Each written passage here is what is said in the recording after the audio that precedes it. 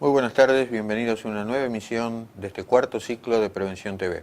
Les agradecemos que sigan ahí, les agradecemos las sugerencias por la calle, les agradecemos, ¿por qué no?, los agradecimientos que nos hacen. Vamos a volver en el día de hoy al campo de la neurología. Pero dentro de ese campo de la neurología, vamos a tratar de abordar una problemática, diría, diaria en el país, en el mundo, diaria a nivel de muchísimas familias con quienes compartimos nuestra vida laboral. Esa problemática de la que vamos a hablar hoy es de adicciones. Así que luego de un breve corte, el doctor Juan Manuel Politei, neurólogo, va a estar hablando con nosotros del tema.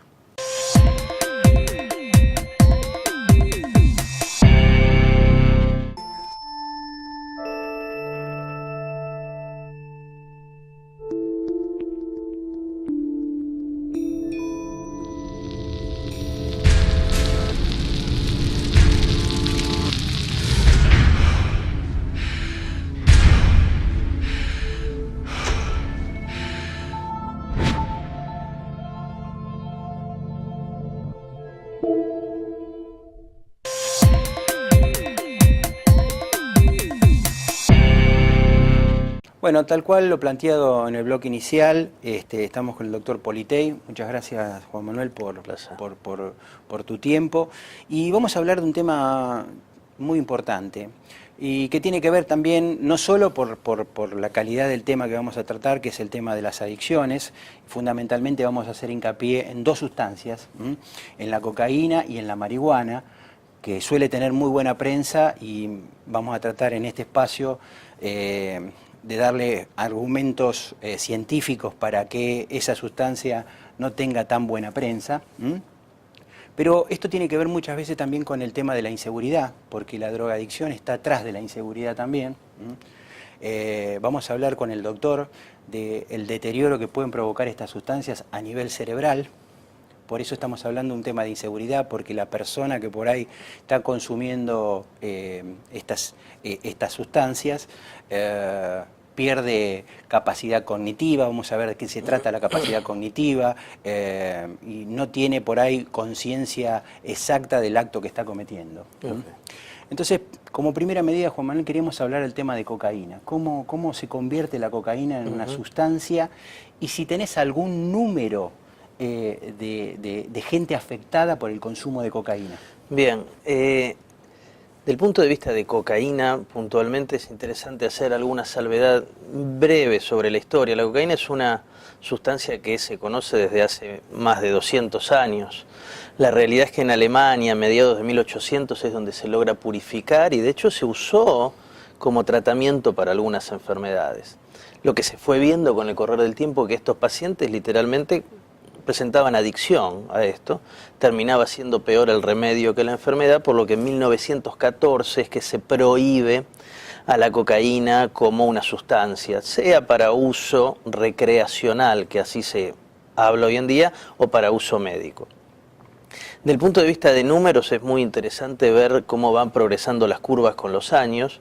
Hay una tendencia en países como Estados Unidos a la estabilidad en el consumo, mientras que en Europa hay lugares donde claramente ha progresado, y algunos países de Latinoamérica, donde está Brasil y nosotros, ha dejado de ser un país de paso para ser un país de consumo. Como número global, se cree que hoy hay un promedio de 20 millones de usuarios de cocaína en el mundo. En el mundo. Bárbaro. ¿Y qué impacto puntualmente genera la cocaína en el cerebro?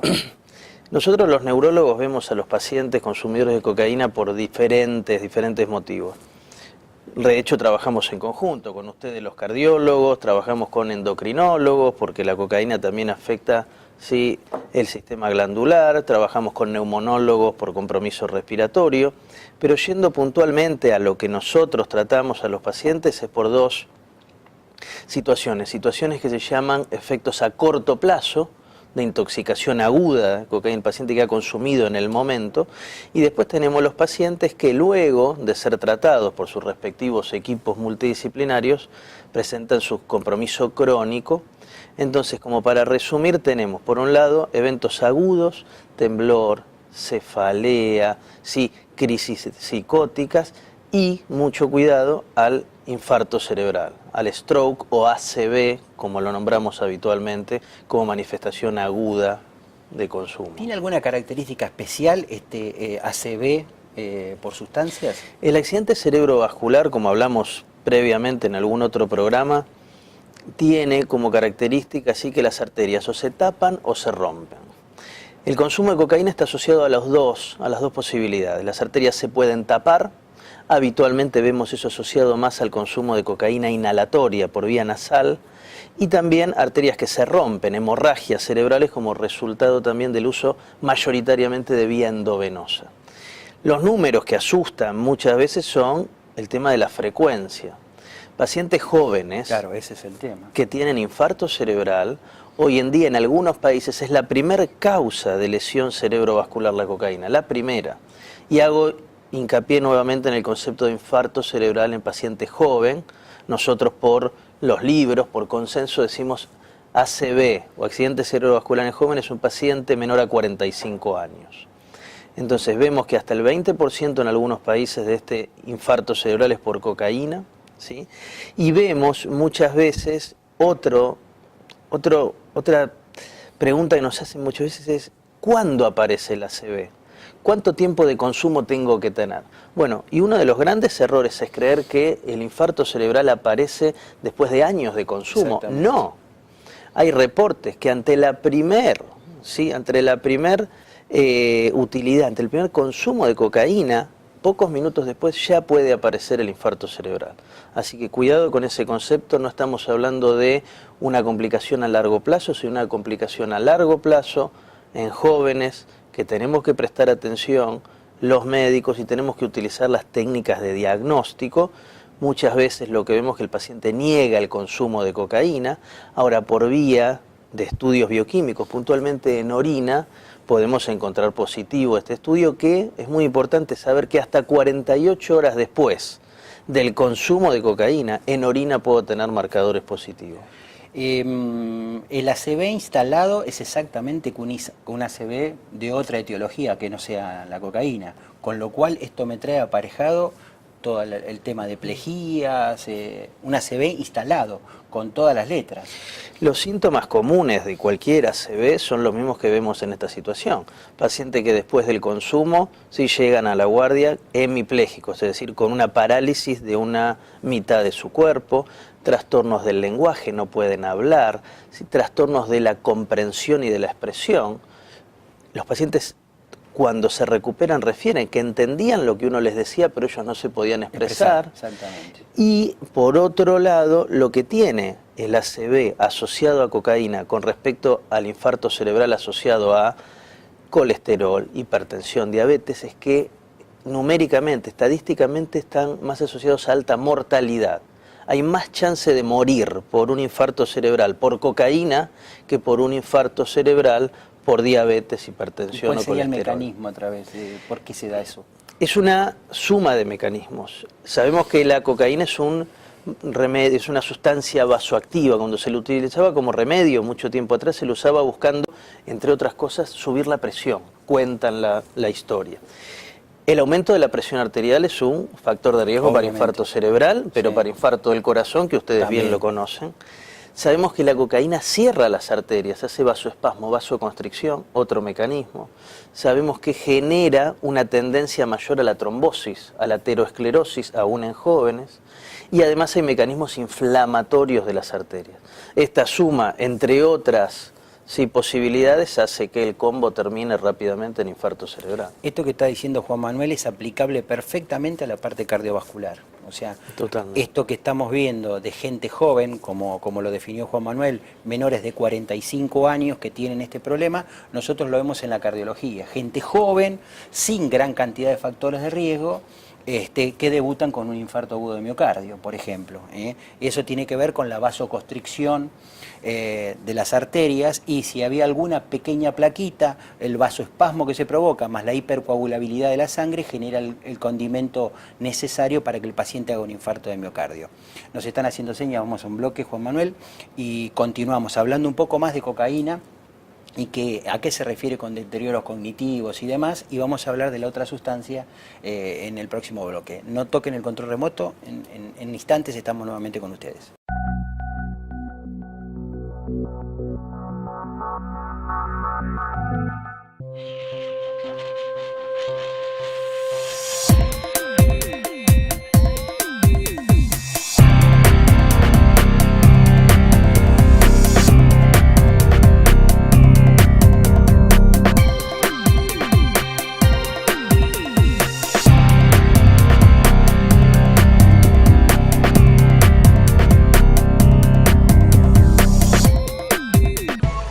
Desde que usted contrata una cobertura médica hasta que comienza a utilizarla, todas las empresas son iguales. Después, es mejor que sea el Círculo Médico de Quilmes, quien le ofrece a través de Femeva Salud Quilmes y Emedic una real libre elección del profesional en su consultorio particular y beneficiarse con su aporte de ley.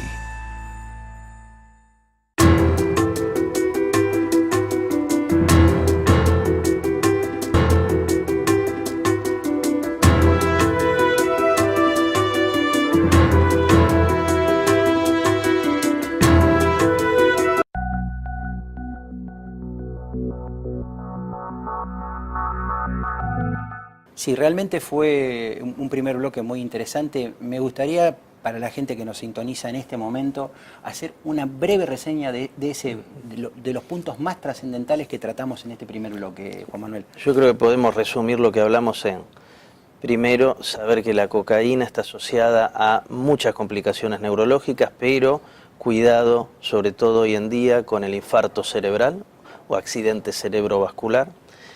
No creer cuando escuchamos que la cocaína puede generar infarto cerebral luego de un consumo prolongado de muchos años, ¿no? Hemos visto y está reportado que después del primer consumo de cocaína ya puede haber infarto cerebral. Y tener cuidado también con los números que escuchamos. Hay muchos países desarrollados donde en pacientes jóvenes menores a 45 años la primer causa de infarto cerebral es cocaína. Bueno. ¿Por qué no nos hablas del deterioro cognitivo en relación al uso y al consumo de cocaína? Primero, ¿qué se refiere con deterioro cognitivo para que la gente lo pueda entender? Estamos habituados a escuchar hablar sobre deterioro cognitivo en pacientes grandes, en pacientes viejitos, como los primeros pasos a la demencia. Ahora, la cocaína, más allá de lo que hablamos, de las convulsiones, del temblor, del infarto cerebral, está asociado a trastorno cognitivo. Cuando hablamos de trastornos cognitivos, estamos hablando de la incapacidad de procesar la información, de las funciones mentales superiores. Hoy sabemos que la cocaína es un motivo clave en memoria, esto. Tema de ideación, tema de seguir una conversación en forma apropiada. Si uno quisiera dividir en tres aspectos fundamentales el deterioro cognitivo en un paciente que consume cocaína, lo podríamos dividir en tres patas. Por un lado, los trastornos de la atención, los trastornos de la memoria. Bien. Y de las funciones ejecutivas, que luego te voy a explicar a qué hacemos alusión a eso. Si me voy a la atención puntualmente, vemos que el consumo de cocaína, tanto en el momento agudo como en la abstinencia, ¿sí?, como a largo plazo en pacientes que ya se han rehabilitado, les deja deterioro en la atención. La atención puede ser selectiva, cuando uno dice, me acuerdo de esto muy puntual, pero no del otro. Eso se llama atención selectiva. Los pacientes afectan esta atención selectiva y les cuesta, y esto lo vemos por medio de técnicas de test cognitivos, les cuesta sacar el foco de atención, es decir, son perseverantes, se fijan a una idea, lo cual es muy importante porque esto también es uno de los motivos por los cuales explicamos muchas veces la falla a los tratamientos. El paciente está fijado en su adicción, está fijado en su idea, persevera y no puede salir hacia los caminos que nos llevan los tratamientos de rehabilitación. Esto que estás diciendo, ¿hay una diferencia con el deterioro cognitivo que se produce en los mayores, en las demencias? Absolutamente. ¿Cuál sería la diferencia exactamente? Bien, absolutamente. Hoy sabemos que... Te explico sí. esto porque es muy común que vengan los pacientes con deterioro cognitivo al consultorio y ese paciente todo lo pasado lo recuerda perfectamente y es como que se ha borrado lo que hizo hace 3 horas o 4 horas. Bien, eso... cosa que podemos tocar en algún próximo programa de demencias y hablamos de pacientes ancianos, pero para hacerte una rápida diferenciación, claramente esto está asociado a las áreas del cerebro que más se afectan. La lesión de la cocaína afecta áreas, sobre todo más de los lóbulos frontales. Si también está claro que se afectan los lóbulos temporales, la enfermedad de Alzheimer afecta más otras áreas temporales, de la memoria puramente, mucho más allá de que la conducta. Entonces dijimos, atención, hablamos de memoria, los pacientes pierden tanto la memoria visual como verbal, es decir, no se acuerdan algo que vieron o algo que les dijeron. Pero por lejos lo más importante es el deterioro de las funciones ejecutivas. Como resumen, esto lo van a leer mucho, ¿sí? La gente, que son las funciones ejecutivas, son las que me conectan. Los lóbulos frontales, quienes son los que van a manejar mi voluntad, mi emoción, y van a regular esa información con mi conducta. Es decir, los pacientes van a perder motivación. Inicialmente pueden tener cuadros de excitación, de agresión, pero están desinhibidos, están irritables, están impetuosos. Eso me lleva a perder lo que se llama las recompensas a largo plazo. Yo lo que hago es para ser recompensado ya. Entonces el paciente no puede sostener, ¿sí?, la posibilidad de dejar la cocaína para cada vez más adelante, patear hacia adelante como les insistimos nosotros. Entonces recaen, pierden fluidez verbal, tienden a encontrar menos las palabras, se desmotivan, tienen menos capacidad de toma de decisión. Esto solamente es importante porque me explica, ¿sí?, los motivos por los cuales a los pacientes les cuesta mucho salir de esto. Claramente recaen y es información que yo como neurólogo le tengo que pasar al equipo de neuropsiquiatría, que es quien va a tratar estos pacientes en el futuro. Perfecto. Bueno, se nos va a ir el tiempo. Quiero hablar un poquito de qué es lo que conocemos sobre el tema de la marihuana. ¿Por qué no es tan benigna como la quieren plantear en muchos medios, inclusive televisivos? Hablemos la realidad de la sustancia y el consumo problemático de la marihuana. Bien. La marihuana tiene, ¿sí?, si uno compara con el daño generado por la cocaína, es cierto, muchísimo menos daño. El concepto de dependencia a la cocaína es muy difícil de comparar con el de dependencia a la marihuana. Para ser dependiente de la marihuana hay que consumir grandes cantidades por muchos años. La realidad es que si bien la marihuana es menos dañina, genera daño a largo plazo. Hay estudios hoy que después de 6, 10 a 15 años de consumo de marihuana vamos a ver los daños, y los daños están asociados a 3 esferas: presencia de síntomas psicóticos, segundo, trastornos también de la ansiedad, de las emociones, y por último, compromiso cognitivo. Del punto de vista psicótico, lo interesante es que un paciente que consume marihuana tiene más de 6, a ver si comparamos con los que no consumen, 6 veces más chance de desarrollar síntomas psicóticos parecidos a la esquizofrenia, sobre todo de tipo paranoide. Sentir que hay confabulación, que hay persecución hacia mí, hacia la familia, entonces el paciente se recluye, está alerta, no sale, no tiene ambiente social. Y por otro lado, el compromiso asociado que dijimos de ansiedad, crisis de pánico, fobias, porque finalmente la marihuana es una sustancia que deteriora, así que deprime nuestro sistema nervioso, y son pacientes que terminan estando recluidos, con tendencia grave a la depresión. Y un último dato es que los pacientes que consumen marihuana tienen entre 2 y 4 veces más chance de terminar en suicidio que los pacientes que no consumen marihuana. Bien. Cuando hablamos de consumo, ¿qué consumo de sustancia me genera este tipo de problemas? Bien, porque eso es importante, porque absolutamente. Soy un fumador social de marihuana, escuchás por ahí. Como que está bien visto, ¿no? Uno de los grandes problemas es definir, volviendo a cocaína, uno define droga dependiente a la cocaína, a la persona que consume más de 4 veces por semana, al menos por 6 meses. Ese es un cocainómano dependiente.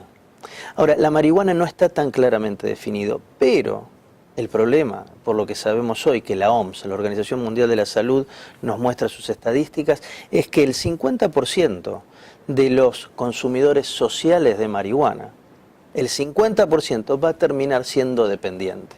Y la marihuana termina siendo el primer paso para pasar a otras sustancias de abuso.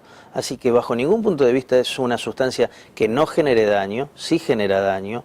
Sabemos que sí se empieza a usar antes que el cerebro termine de desarrollarse. Antes de los 21 años el daño se instala mucho más rápido que en un paciente adulto, y sabemos que nos ponemos en riesgo de conductas que nos lleven a asociarnos a otras drogas. Bueno, Juan Manuel, se nos terminó el tiempo, la verdad, clarísimo como siempre. Espero que la audiencia también lo haya sentido así.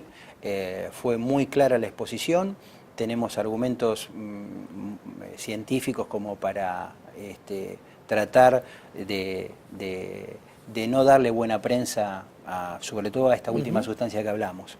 Así que muchas gracias por tu tiempo y bueno, te estaremos convocando para seguir en los temas de neurología que nos interesa, sobre todo a la audiencia le interesa muchísimo. Así que muchas gracias por tu tiempo. Muchas gracias. Vamos a un corte y cerramos el programa, por favor.